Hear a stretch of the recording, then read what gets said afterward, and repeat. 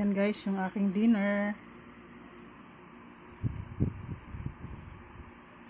Yan, meron siyang may lettuce, may cucumber, may tomato. Tapos nilagyan ko siya ng tuna pala. Yan, tuna.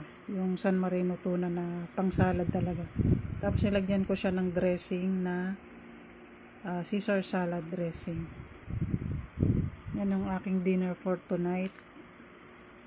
Yan, medyo inilagay ko muna siya sa ref para magkaroon siya ng konting lamig. Para So, ayan. Tapos yung panghimagas ay ang aking orange.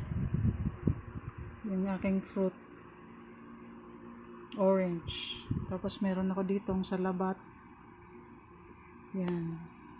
Yung ginger na pinakuluan ko. Pinitpit ko siya. Tapos ito nilagyan ko siya ng 5 pirasong kalamansi. Yan. Inumin ko siya before bed. Medyo warm siya para effective, more effective. Actually medyo maano siya, soyos. Yung maanghang.